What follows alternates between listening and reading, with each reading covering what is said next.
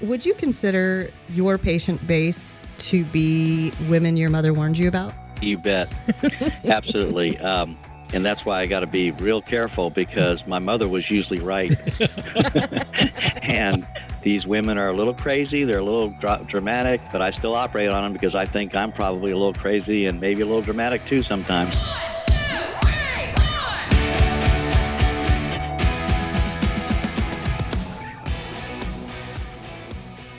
Hey, Warners, welcome to Women Your Mother Warned You About, the podcast that makes business sexy again. I'm Gina Tremarco, sales trainer and consultant at Pivot 10 Results and founder of Carolina Improv.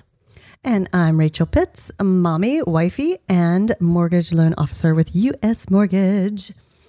And there's a man in the room again. Hi, ladies. Keith. Hi, Keith. So nice to be here with you today.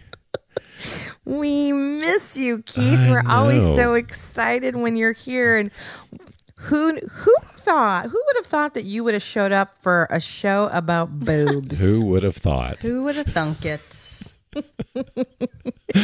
What an awesome, thorough understanding of boob jobs, specifically Rachel's boob job. It's always good to know about Rachel's boobs. Well, now everybody's about to know about my boobs, honestly. Your boobs do look amazing. Every time I see them, I feel like reaching out and just seeing what they feel like. Well, you can feel them the next time. Okay. Did I just say that? I did. Yeah. Does that extend to everybody? Well, I'll let you ask my husband, but I do have. It's funny. There's a lot of my girlfriends that just walk up and they ask me to be. Gina, you did feel my boobs. Not since the boob job. I thought that was a did. before feel. Oh, was it? Okay. No. Anyways, no.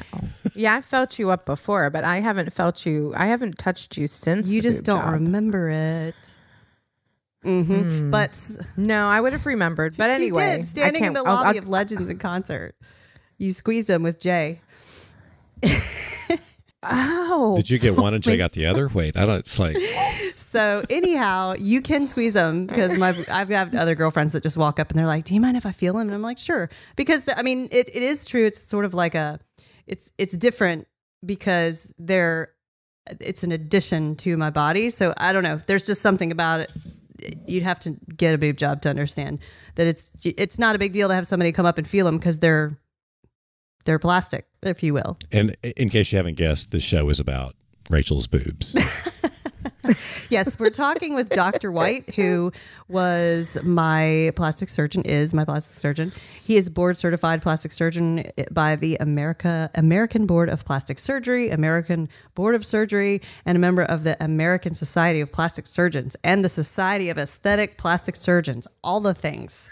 He's also contributing expert to the popular book, Be Your Best, which is a comprehensive guide to aesthetic plastic surgery. And he's an all-around awesome dude and wonderful surgeon. You'll hear in this episode, he has a decorated military history and just 35 years of looking at naked chicks and making them even better than they were. And he's got a great sense of humor. Oh, yeah. He does. And I could see how he would instill a level of comfort and confidence in a patient. Yeah. I mean, he has that, he mentioned, and he made a great point, most doctors don't have personalities, but he does have what would seem like great bedside, tableside, breastside manner. Absolutely. He does. And he made me feel super comfortable. And I think that's really important for, even the most confident woman, which I'm pretty confident. I still went into the whole thing feeling a little bit uncertain, and he made me feel very comfortable, and his great staff. I got to tell you, I felt like getting a boob job just listening to him, and I don't need one. I was like, maybe should I get a reduction? He has Maybe? other services, There's all kinds of things going on. I'm gonna go to the website and see what other services we can get, because I am rolling in the dough right now. I feel like thanks to the government, you can go and do your stimulus check is not meant to pay for plastic surgery. Come on! I thought that was an essential business. Hey, feeling good. That's the theme of this. That's what kind of we hit on, is feeling good about yourself and having swagger and confidence is gonna can do no wrong in your business. So let's learn from Dr. White on this episode of Women Your Mother Warned You About. Hello, Dr. White. Thank you so much for joining us today. How are you?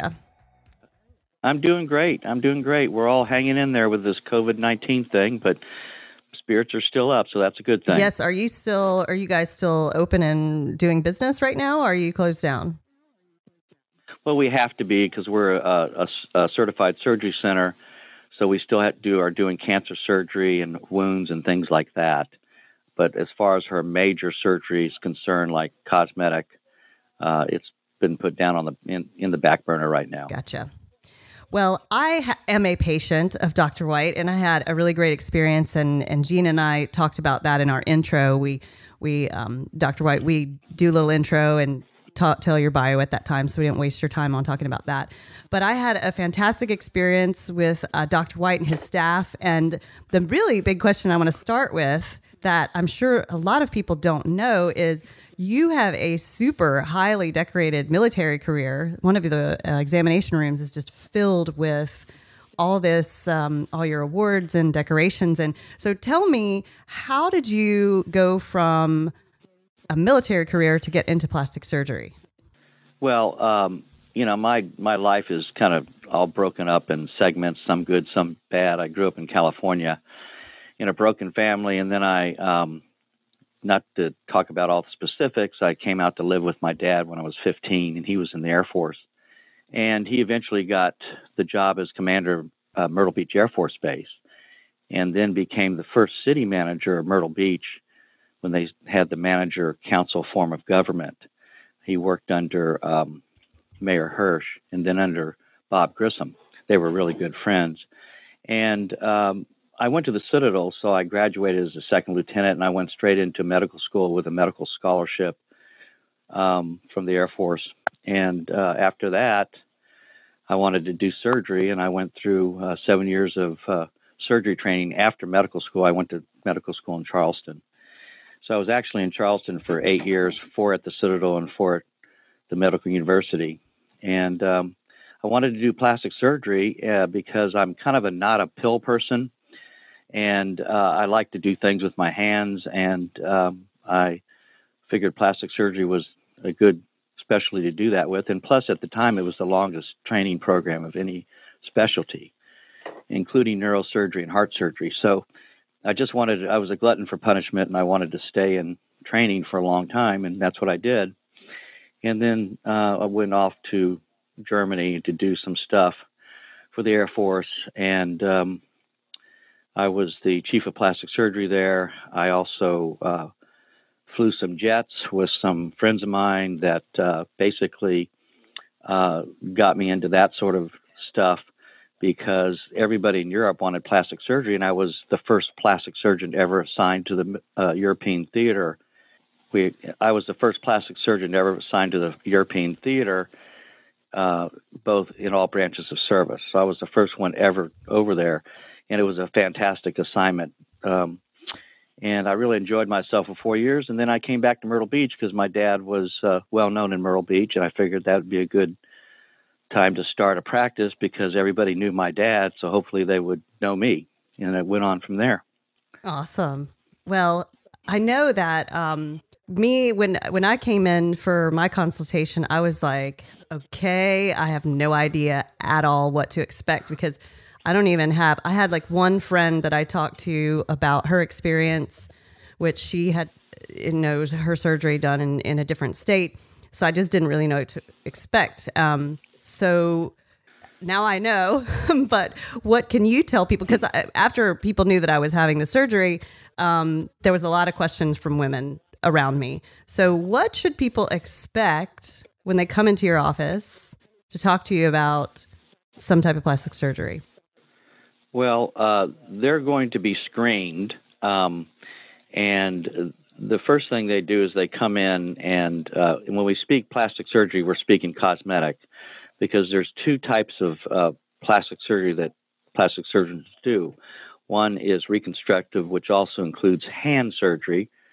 All plastic surgeons are trained in hand surgery, and a lot of people don't know that. And the other reconstructive part of it is wounds and trauma and breast reconstruction after breast cancer. But what you're talking about is cosmetic surgery, which many plastic surgeons graduate to over the years because they get more experience with it, and it doesn't require the call that you are assigned to with hospitals, which when you're getting up in the middle of the night and taking care of patients, and then you got a full schedule the next day. So as you get older, you tend to kind of gravitate to cosmetic surgery, and and that's actually taking care of somebody that's normal, and you're trying to make them a little bit better than normal, so to speak, if that's a good way to put it. Like that. And so when they come in, they get screened by the patient care coordinator, and then we take their medical history and all that sort of stuff. And then the doctor comes in, which is me, and then I usually try to get to know them on a personal basis. I might ask some personal questions, and the purpose of that is not to pry into their personal life. It's to get comfortable with them, and also to kind of evaluate them psychologically to see if they're prepared. Because, a lot of people say plastic surgeons have to be psychologists or psychiatrists, and they have to know the patient in 45 minutes and then do a 6 or 7 hour procedure on them. So that's a real huge trust factor. And you really have to know them psychologically to see if they're prepared, both before, during, and after the surgery. So, so I get to know them, and we go over and we do an exam, and we take photographs, and, you can imagine the patient, she comes in to see somebody, she's never known this person ever, and they're taking their clothes off if it's a breast or abdomen or something, or even a butt. They're taking their clothes off to show the plastic surgeon, and they've never known this person before. So that's a huge issue that we take very personally, and we honor that, and we honor the trust that they have in us. So basically, it's a pretty thorough exam. The PCC does a lot of it, the patient care coordinator, who in our case is Tori, and takes care of a lot of it for me, and then gives me the some of the specifics on the patient before I come in, and then I get those when I see the patient. Yeah, and I can say, like, I'm a pretty open gal. Like, I've been in showbiz for a long time, and I was still like, oh gosh, this is so weird, And Tori, she's a rock star. She did make me feel super comfortable, and I guess she's the one that says to you, like, Dr. White, this one's crazy. She's batshit. Well, that's funny you should mention that. They do say patients seem to be crazy, but I think I'm kind of crazy because they might come out of the room and say, this one's really crazy, you probably shouldn't operate on them, and I walk out of the room saying, there's nothing wrong with that patient, they're perfectly fine. So that means I'm crazy too. And think about it, we're all crazy. We're all crazy. There's different elements of crazy. There's different percentages. It's just you don't want to operate on the patient that's crazy over 50%. If you try to keep that 50% and less, then you're good to go. I mean, if I didn't operate on crazy patients, I wouldn't be able to run a 15,000 square foot surgery center that I do with 18 employees. That's right. I'm sure. I have 17 women and one guy, and the guy is here just to balance things out because I got to deal with 17 women day in and day out, which makes me even more crazy. I can certainly understand that. So, God bless you. So, anyway, that's exactly what they say. They say, you watch out for this one, and then I get in there and I feel perfectly comfortable with them. So, I'm feeling like, I don't need a breast enhancement, but I'm feeling like I should do something because I'm crazy. Like now I feel like I need to see you for something. Well, you probably are crazy, and that's what keeps me in business, and God bless you for it, because vanity is a big thing. It's all as long as it's treated with good common sense and it's not pathologic, and we can get into that a little bit later. But and that's what the plastic surgeon has to do in a 30 to 45 minute period is weed out what's pathologic and what's not. Well, that is a question I do have for you, Dr. White. Have you had to say no to some people because psychologically it's just not right for them? Well, I give everybody a chance, and not everybody. I do say no to some people. And the people that I would say no to would be the person that's coming in and saying that I'm doing this breast augmentation for my boyfriend or my husband. Well, that right away tells me I will not operate on that person because they don't know their own identity. And as soon as something happens, maybe a mishap in the sense that they've got too much swelling or the implants are not exactly in the right place for whatever reason because of their anatomy, whatever, they really get a hard time from their significant other, so to speak. So they have to tell me that they are doing the surgery for themselves. And quite honestly, in the last several years, that's been the answer. And I've been really pleased about that. So people, women in particular, getting the breast augmentation are saying that answer, and it makes me feel good that they do know their own identity, which is really nice. So maybe that's the change of the times, and they're not held to their significant other.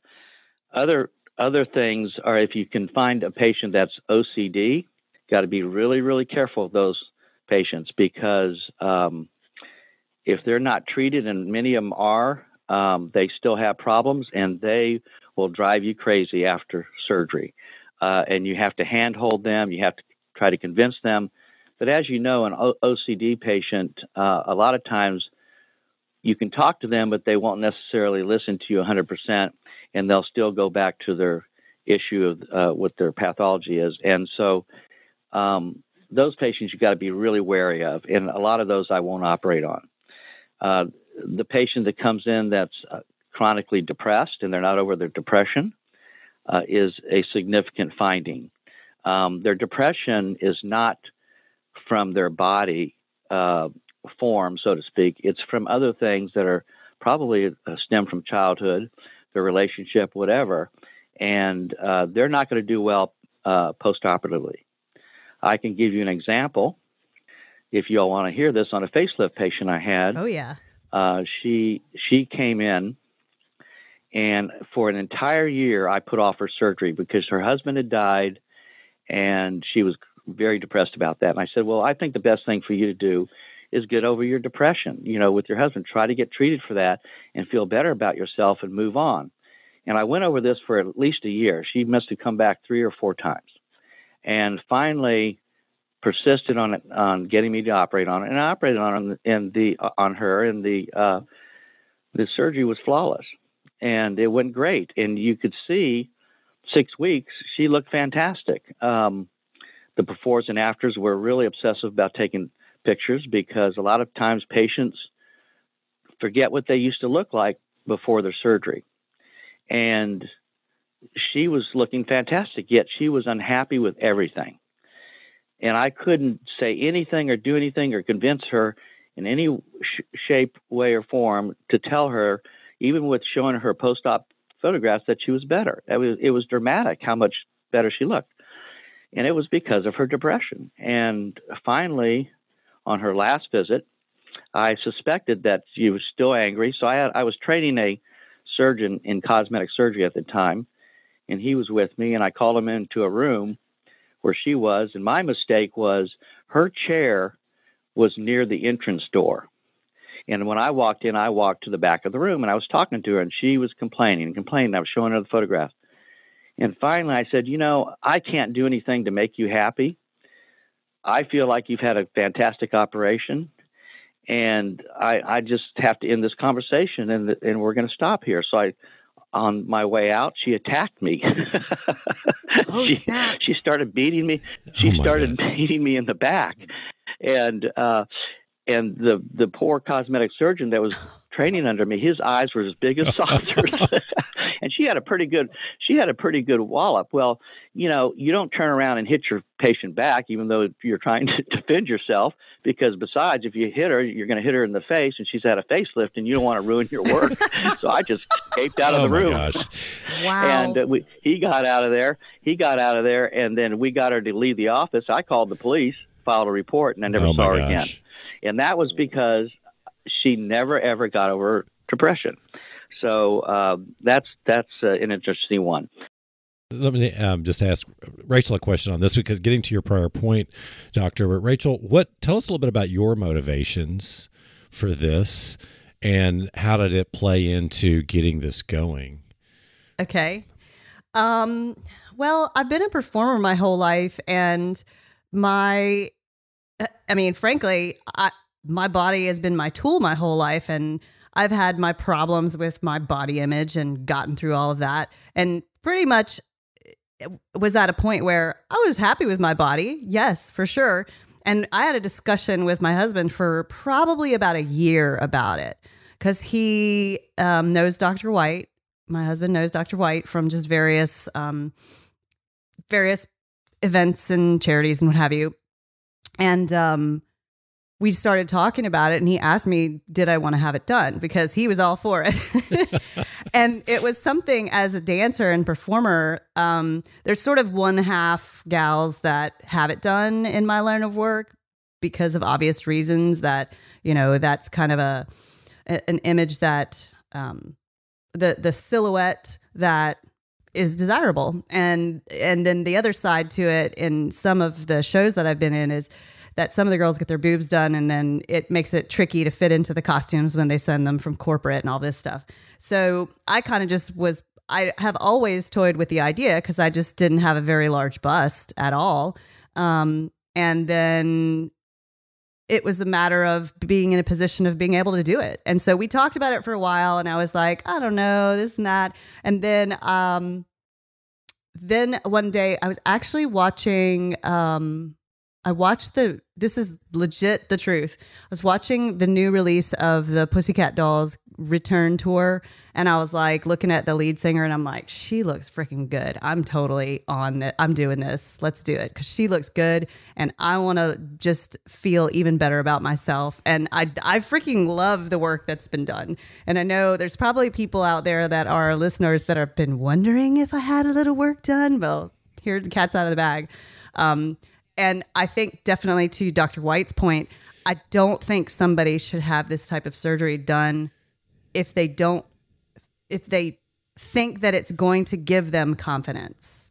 Like, it definitely, I feel confident of, like, I walk around like, hey, now, but I think that somebody that thinks, if they're psychologically in a position where they're just not confident, then they might have the surgery done and then still not feel good about themselves. But you already had the confidence. I mean, and I remember from a very early podcast, one of your boob stories, which was flashing everybody in the rafters during a performance, right? So that's right. I didn't have bad boobs. Dr. White can tell you that my boobs were not bad beforehand. They just were not as full as they are now. Well, that's great. So if I may, Dr. White, let me ask you this question. It seems that the attitude toward a boob job has really shifted over the last, decade or so, from kind of having it done but not talking about it to having it done and having Here it we are. and having it out there from the patient's perspective.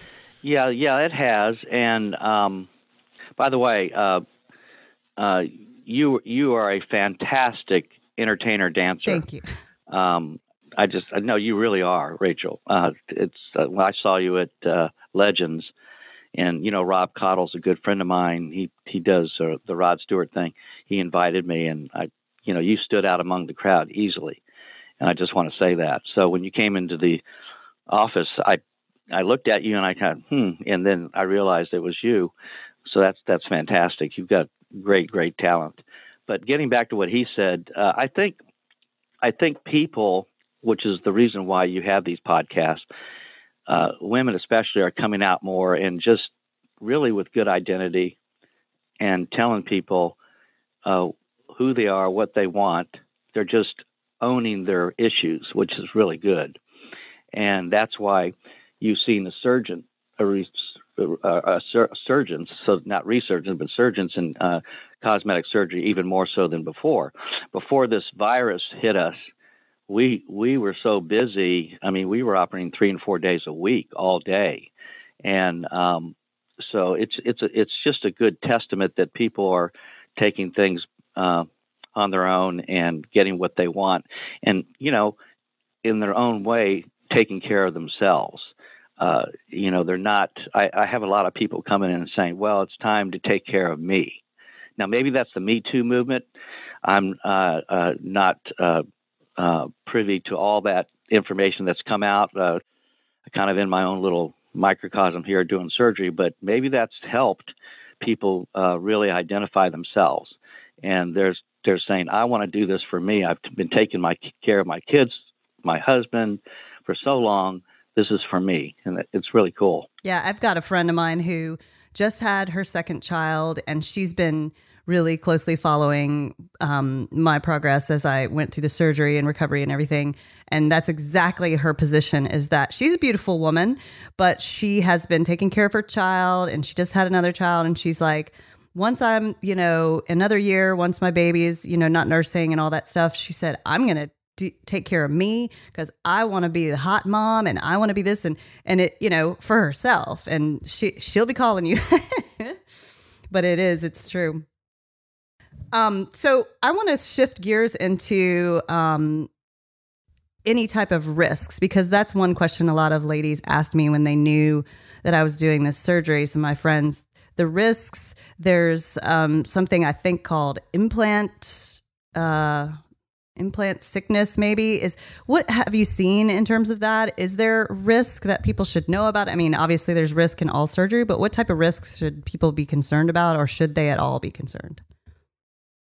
Well, the risks depend on the area that you operate on, obviously. If you want to talk about breast augmentation, I used to be adamant about the fact that silicone does not cause disease. Even when the implant ruptured, I have an extensive experience on taking ruptured implants out that I put in Germany when I was in the Air Force back in the 80s. And by the way, the reason I did cosmetic surgery in the Air Force back there, and it was all free, believe it or not, was because that they felt that I needed to continue my expertise in all areas of plastic surgery, not just trauma. So that's why I had so many patients back in Europe that flew from all different countries to come in, and I would get a huge auditorium together. And all I did, I would have 150 patients. And all I would be talk about complications in order to dissuade them from having the surgery. And it really didn't dissuade hardly any. They still wanted it. And I showed the most horrible things that could happen, the botched surgery and stuff like that. So anyway, talking about today, I can't tell you if there's anything to the silicone disease. I think a lot of people made money off treating patients for silicone disease, $750 office visits in various places early on. And what I can tell you is my own experience. And I can tell you back when I saw the most horrible ruptures back in the early 90s, 89, 1990, when I took those implants out and the capsules around them, the patients always wanted new implants. They did not, in other words, if their implants were ruptured, I've seen silicone disease in their lymph nodes, I've seen it in their muscle, I've seen it in various parts of their chest. They wanted me to scrape it out, take any lymph nodes out that were painful with silicone, and they wanted me to put the implants back in. They were adamant about that. And that was in the early 90s. And then as we approached the more modern implant industry, the implants are made much better. We started the studies in 2003. We were one of the centers who did 100 patients. And of all the implants I put in since 2003, I've never seen a ruptured implant that I put in except one patient. I couldn't believe she actually had a ruptured implant. I'm not sure why, but she had a ruptured implant, and she wanted new implants put back in. The rupture didn't hurt her or anything. But interestingly, in the last year, I've had patients come in and say, well, I'm losing weight, I'm losing my hair, I've got chronic fatigue, I just don't feel well, I feel like arthritis is coming on, I've got a rash on my face like lupus, I want my implants out. What do you think? And I say, well, I'm much more liberal about taking their implants out now. And I will tell them now, I say, well, I can't tell you that the implants cause those problems, but I'm happy to take your implants out. And I've had 4 patients in the last 6 months with those symptoms. One patient had ruptured implants, and it was clear on MRI and also on mammogram. And so I took the patients back to surgery. None of them wanted implants put back in. So all I did was take them out en bloc. And if you don't know what that means going in and taking the capsule out around the implant with the capsule. And because every time someone gets an implant put in their chest, they get scar tissue around the implant. It's a foreign body, and it's called a capsule. If the capsule is thin and malleable, then they have a soft breast. Sometimes it's thick, and they have a hard breast, and that's called a capsular contracture.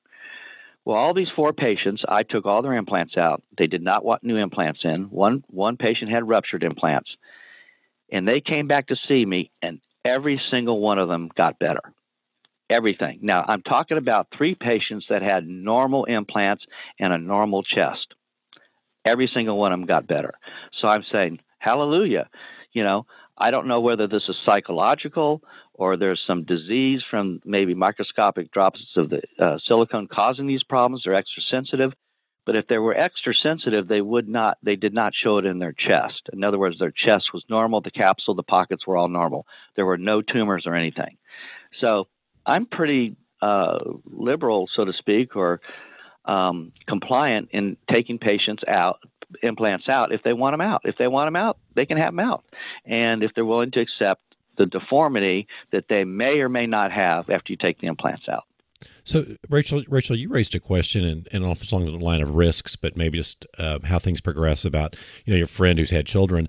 What, Dr. White, what is it from a woman's perspective to, if they have implants early and then later have children, go through lactation and so forth? Is what are any complications there or changes that have to be taken into account?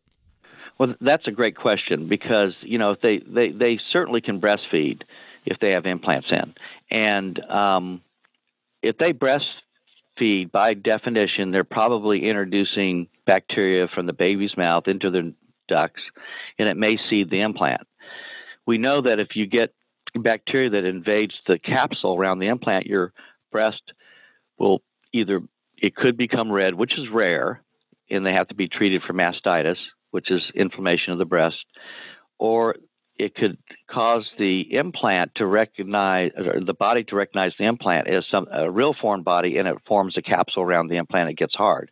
That's called a capsular contracture. So we know breastfeeding could cause that. But aside from that, you can breastfeed after you have an augmentation, but also that your breasts are going to get larger, and you could have all kinds of shapes of your breast after they end up finish breastfeeding the child, and the child gets a little bit older. They may have a ptosis deformity or a drooping deformity of the breast, or the breast tissue may retract just nicely, and they end up looking pretty good. But I have to say that's probably in the minority, that they probably will want an additional operation later on to fix any kind of droopiness of their breast after they've had children. So you see repeat clients, if you will, before and then after childbearing. Well, I see patients the rest of their life if I put implants in them, and we don't, of course, charge them when they come back because I just want to know how they're doing, and about 10 to 15% abide by that. So I know Kieth had some questions about deciding what size you put in, and I know when I came in to see you, I didn't want it to be so super obvious. I mean, it is obvious for people that know me that know that I didn't have a large bust before, that I have obviously had some changes, but everyone that has taken a look at me, they're like, oh yeah, it totally looks natural. It's not like way over the top. I know some people probably come in and they're like, they want big, giant, like over the top for whatever reasons. But how do you allow the patient to decide? Do you look and help decide? I know I kind of went with your guidance. Yeah, it kind of depends on their anatomy. If someone is an A- cup and they want to be a triple D and they weigh 105 pounds, they're not going to get that. That's, to try to put a huge implant in them is basically malpractice. I won't do it. But, someone with that kind of body habitus is going to look good with a full B cup, and they're going to look fantastic. If you're medium boned and medium body, then, you could probably go to a full C or low D, which is the most common requested size. I just kind of listen to them, and if they say they want to be a double D, I say, I can't give you any guarantees because your pocket may not handle a real large implant. Then they're usually, well, you do what you think is best, doctor, sort of deal, and I do, and generally they're really, really happy. Probably about 30 or 40% of the patients that I do, and at the end of 3 months, they wish they were bigger. But they go into the operating room saying, please don't make me too big. I don't want to look like Dolly Parton. And they always say that to me. And I said, don't worry, I won't. And they really stress that because they're worried with majority consciousness about what other people think about them. And I say, don't worry about them. Don't worry about what other people think. Do you have Mary Jo who over for dinner all the time? Is she a close friend? No, then what do you care about what she thinks? You should care about what you think. And we kind of go along that philosophy. So I really want them to center on their own self and not worry about what other people think, but yet there's just so much I can do.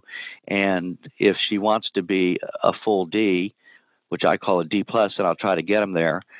A double D is tough. And quite honestly, the size of breast is going down. In the early 2000s, late 90s, 1900s, it was a large size everybody wanted, but it's gone down to a more realistic size, like a C or full C cup, low D range. And there's different sizes of implants that will get them there depending on what their anatomy is. Rachel, what did you get?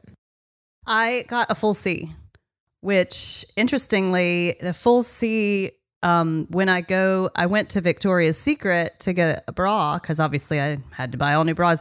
And there, I actually wear a D cup for their bras. But, depending on, sometimes you go to Abercrombie and Fitch and you're like a 12, but you go somewhere else and you're a 0. So it's just different. But I definitely have a full C. And where were you before? I was like an A, I think. Okay. So A to C. Mm-hmm. They look amazing. Thanks. Well, you're welcome. And you just, you're the patient someone wants to operate on because you have no body issues, really. I mean, you're a dancer. I mean, in a good way. So not that there's bad dancers, but I mean, you're a professional entertainer with a theater group is what I'm trying to say. I almost got myself into something there, but I take care of everybody. Yeah, I take care of everybody, and I think they're all professional and they're all wonderful, and I get along with everybody, and I don't care what they do. I don't judge. I just do. I even operate on males and who are transgender. Oh, interesting. And do that sort of thing. I don't let my personal biases affect what I do on people. And some of those people are the greatest and nicest people you could meet, and great patients. So, you got to give everybody a chance. You got to listen to them and see what their desires are. But Rachel was a fantastic patient to operate on. They're not as easy as she is. And, there's 2 avenues we do breast augmentation. There's one over the muscle and one underneath the muscle. And I'll vary that depending on what their desires are, how much pain they're willing to accept after surgery, and what's going to look best on them. So doctor, you were talking about your patients from a breast augmentation perspective.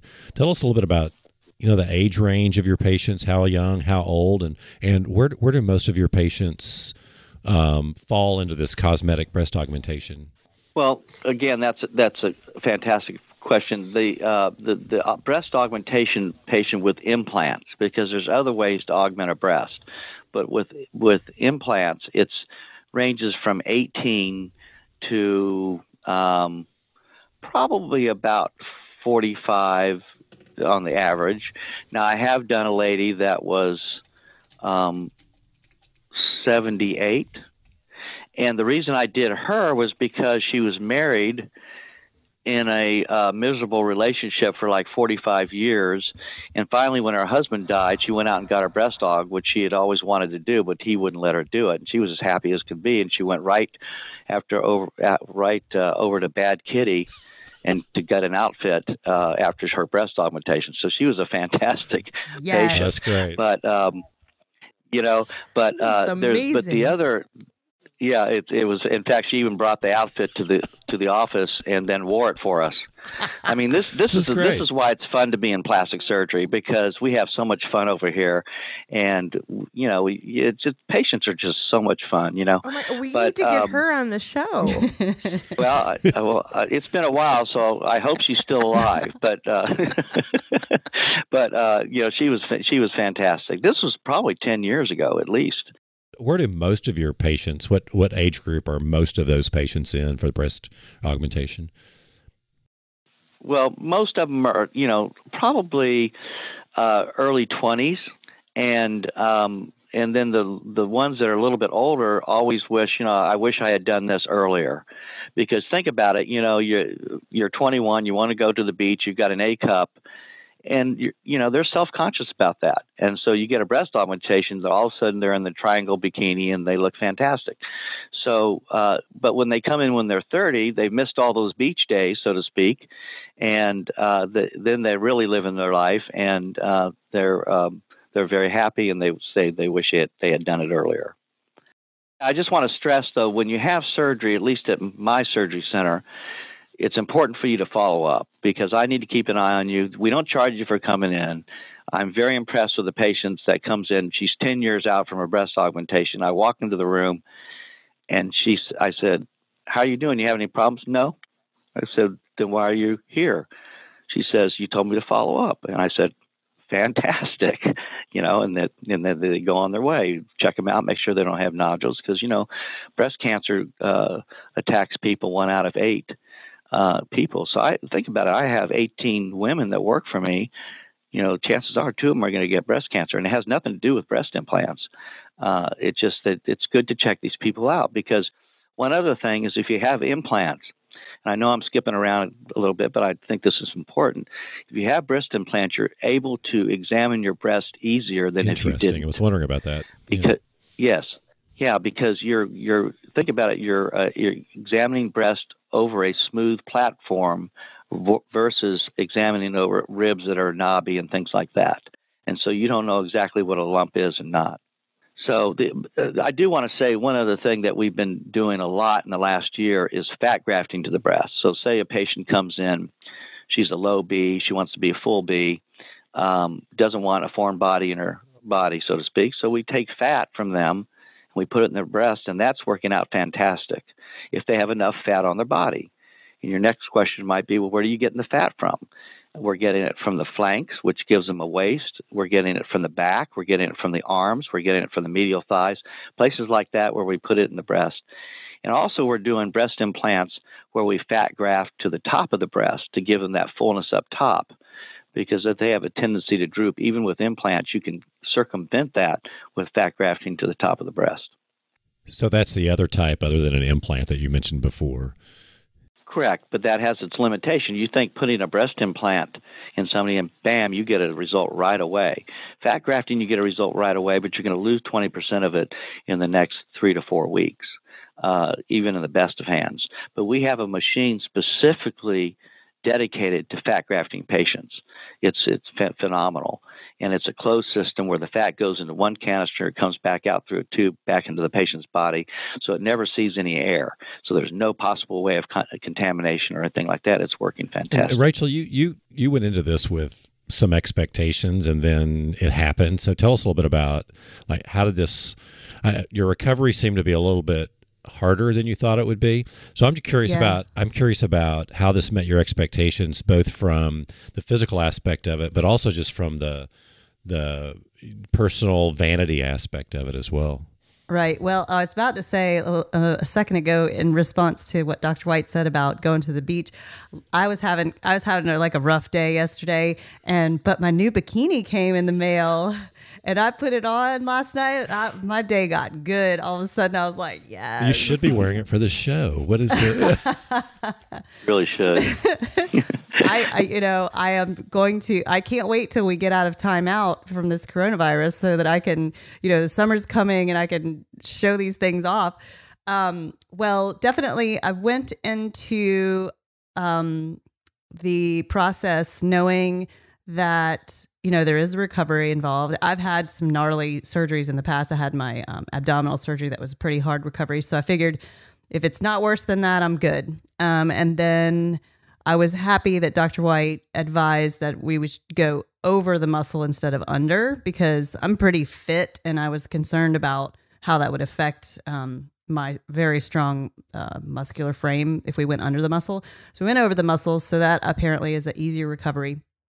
And Tori and I discussed, I was like, well, how long before I can go back to work? And she said, well, if you do the surgery on Thursday, which I did mine on Thursday, you should be good to go, go back to work on Monday. So, and I guess, that was from a pain factor, because the pain factor definitely was fine, but I haven't touched alcohol or any type of sedative I had sedatives during my surgery, but on my abdomen, but I don't touch anything or alcohol or anything. So the recovery with the medications was what I think threw me for such a loop, because I tried to go back to work on Monday and I was like, whoa, I can't take a pain pill and even close try to concentrate on my work at all. So it was definitely a little bit longer for me to feel fully recovered, but I don't think it was really from a pain aspect, because, they describe, okay, just take this, time it out, make sure so that you don't end up in pain. And I'm pretty compliant when it comes to that stuff. So, and what about your psychological expectations, your mental expectations, and my headspace?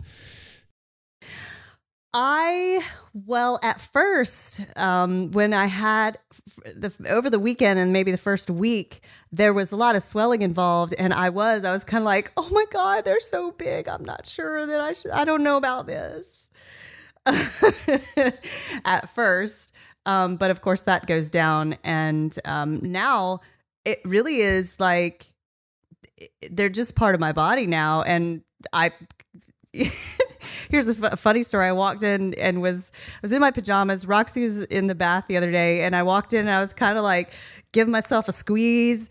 And she's like, why are you feeling your boobs? And I'm like, they're fun. They're great. They're amazing, aren't they? And she's like, oh my God.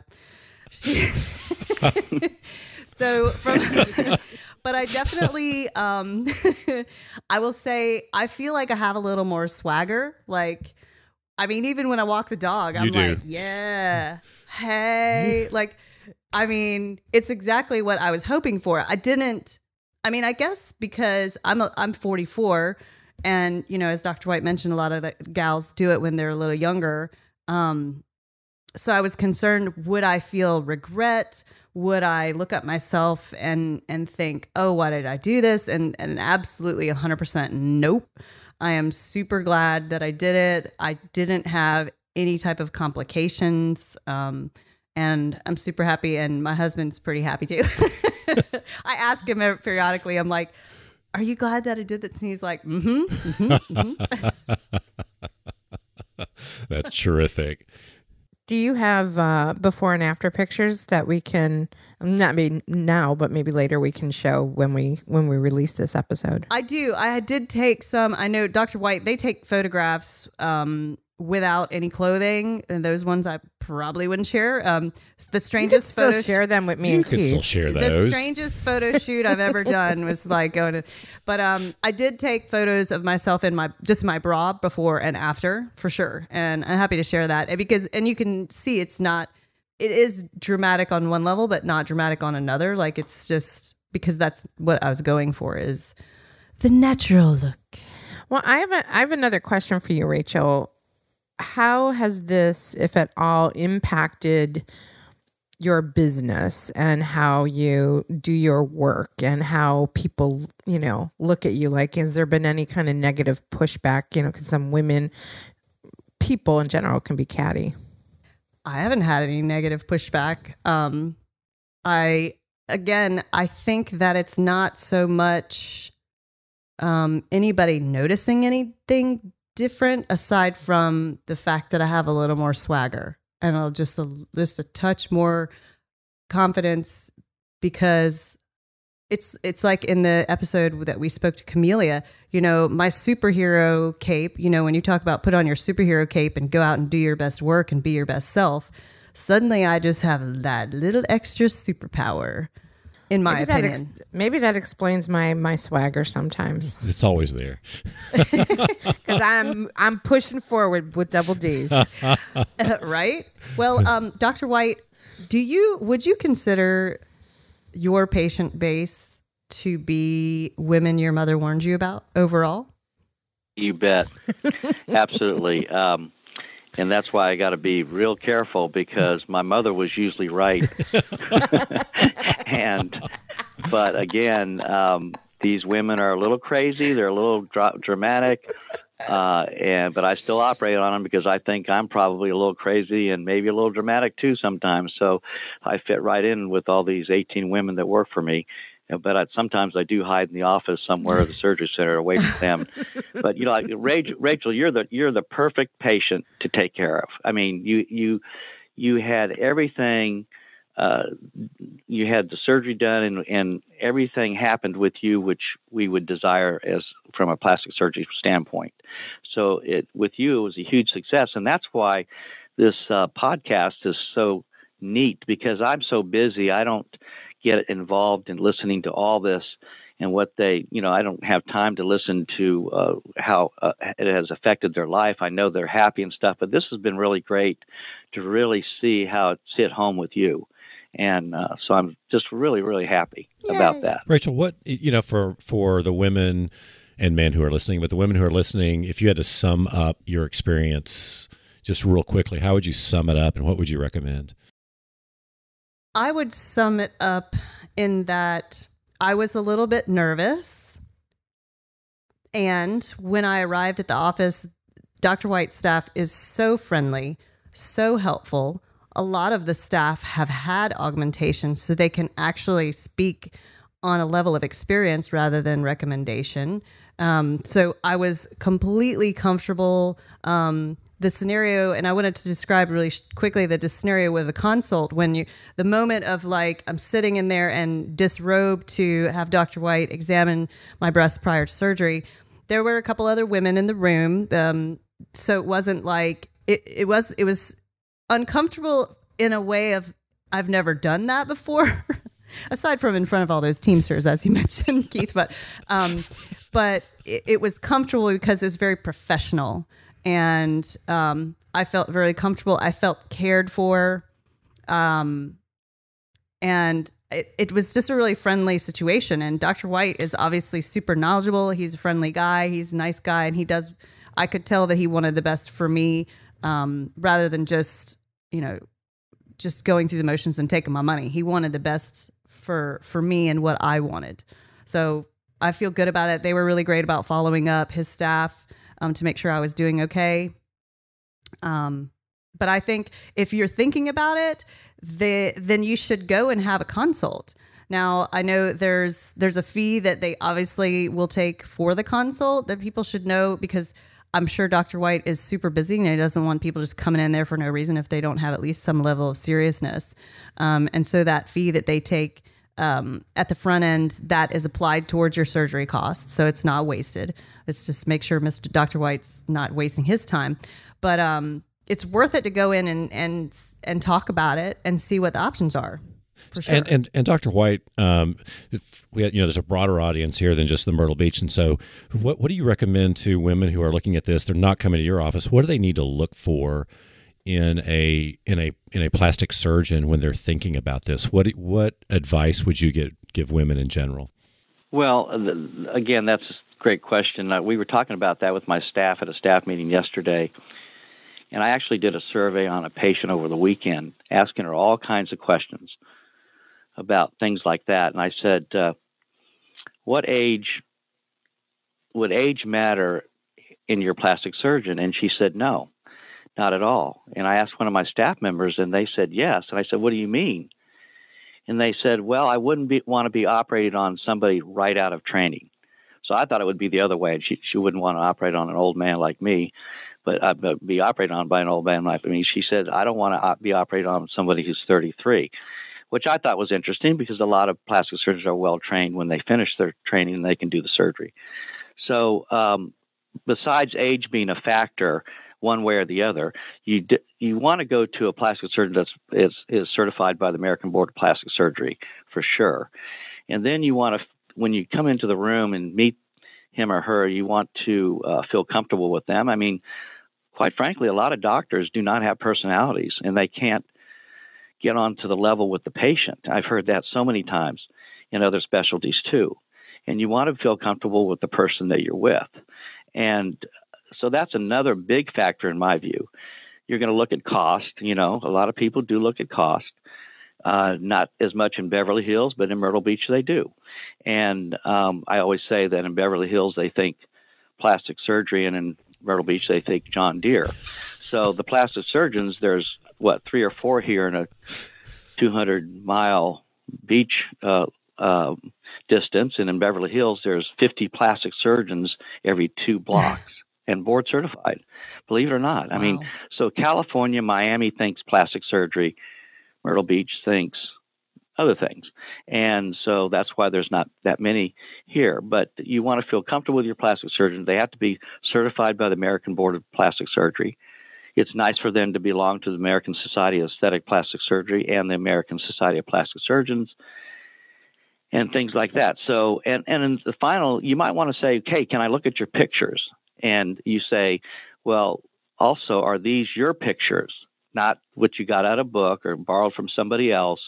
Are these your pictures? And that's important too, because that shows their experience.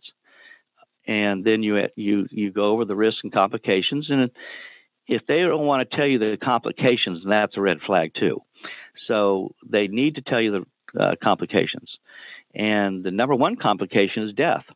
There have been people that have died from plastic surgery. A lot of them have been fat grafting to the butt, but some have died from breast augmentation. Some have died from tummy tucks, whatnot. I personally am happy to say that I've never lost a patient from cosmetic surgery, but I have lost patients to gunshot wounds and things like that, which I, could not save, unfortunately. So those are the kind of things you want to know about your plastic surgeon. Again, if you don't have a good feeling, then don't go to that person and go to another one, because you can go to several people. You might have to travel a little bit, but at least it'll make you feel comfortable about who's taking care of you and who's doing an operation that is a serious operation. These are not to be taken lightly, any of these procedures. Oh yeah, awesome. Before we wrap it up, Rachel, I have one more question for you. You started to hit on this a little bit about your swagger, your confidence has changed.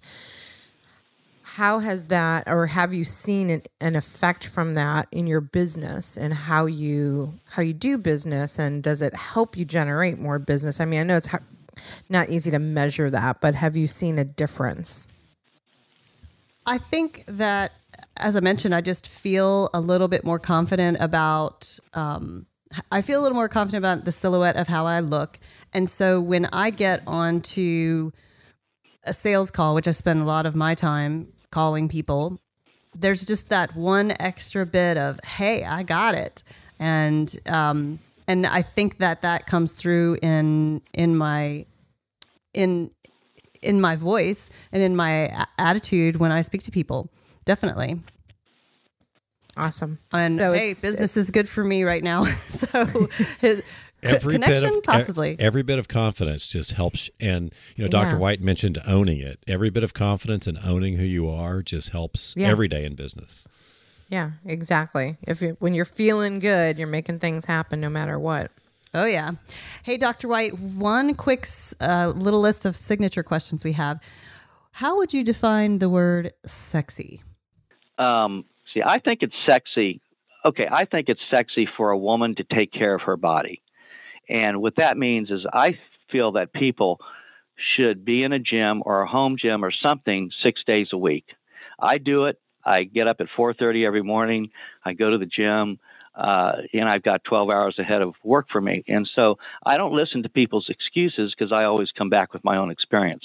But I think sexy is taking care of your body, not smoking, and just having a good attitude. Because if you have a good body like Rachel does, you're going to have a good attitude. And that's why she's so up about everything. And it's just really fun to see Amen. that. Thank you. Well, and there's so many psychological benefits to exercise too that people don't realize. So it's just a win-win for exercise. What is the best advice you've ever been given, Dr. White?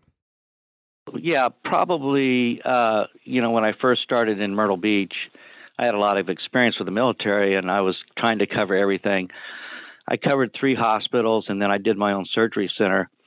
And, one day I just kind of looked depressed, and a friend of mine who was Dr. Poland, he was a general surgeon, very busy at Grand Strand Regional Medical Center.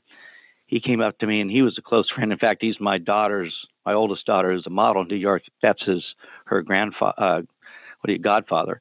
Anyway, he says, Steve, you cannot make 100% of the people happy 100% of the time. And that stuck with me, and I've never forgotten it. It's really true. Awesome. Last question. Any advice that you wish you had been given? Yeah, to listen more and not open my big trap and interrupt people and things like that. When I was at the Citadel as a freshman, I was kind of a smart ass, and I got my ass beat for 9 months because of that. And, I just bring it on myself. So the main thing is to listen and listen to people, like listening to you today has been great. And just wait till your time to speak. And you carry more power with that. Excellent. Anything else, Gina, Kieth? Now, this has been awesome having you on the show, Dr. White. If people want to connect with you, learn more about you, what is the best way for them to do that? Probably contacting Tori, the patient care coordinator. She's wonderful on the phone, and she's also the director of surgical services, so she has 2 hats. And her number is 843-448-9977. That's the surgery center's number. But she's also, her email is Tori at, it's a long one, CarolinaCoastalPlasticSurgery.com. So CarolinaCoastalPlasticSurgery.com. And that's our business name, Carolina Coastal Plastic Surgery and Medical Spa. And that would be the website that people could go to? Correct. Okay. Yes. And that's how to get a hold of her. Yeah. And we also have a website. If you go to www.figuresandfaces.com, it'll direct you over to Carolina Coastal Plastic Surgery. It'll automatically send you, and then you can, go on the little menu thing and make an appointment, or you can call Tori directly and she'll return your call and tell you about Tori's things. the best. She is. This has been so informative. Thank you so much for taking the time. I've enjoyed it. You guys have been great. I hope I maybe help some people out there. Well, it was definitely really educational information. So thank you. Thank you so much. We know how busy you are. So thank you for your time today, Dr. White. Thanks for having me, y'all. I always love talking about boobs. Thanks to all of our Warners for listening to this episode of Women Your Mother Warned You About. To connect with me, Gina Trimarco, directly, you can do that on our website at womenyourmotherwarnedyouabout.com and find out about Pivot 10 results and Carolina Improv, or you can go to ginatrimarco.com. And for Rachel? To connect with me, you can find me all over social media as The Singing Lender, and you can find me at thesinginglender.com and find all of our social media links and free downloads on our website at womenyourmotherwarnedyouabout.com. And what about Kieth? Well, it's so nice to have him here. Oh, it's so wonderful to be here talking about boobs. And to reach me, you can reach me via one of my vast social media contacts. Probably the easiest one, though, is just to go to womenyourmotherwarnedyouabout.com, find my profile, and you'll find my LinkedIn that way. Will we find your Facebook there? I'm just curious. That and MySpace as well. Awesome. And hey, listeners, if you love our show, show the love and share our show with a friend. Pass that on. Just one way you can give value of a free resource like this to your friends and colleagues. Keep on keeping it sexy. And remember, for the best relationships, keep it real, raw, and relevant. And a little irreverence doesn't hurt either. Bye, Warner. Bye, Warners. Bye, Keith. Bye, Gina. Bye, Rachel. Thanks for bringing your boobs today. My pleasure indeed. This really will get serious soon. Yeah, it doesn't have to. I don't think anybody wants it to be serious. Women Your Mother Warned You About is a Pod About It production. You've got a great idea. Let's pod about it. Visit podaboutit.com for more information. Woof, woof. Monkey, monkey.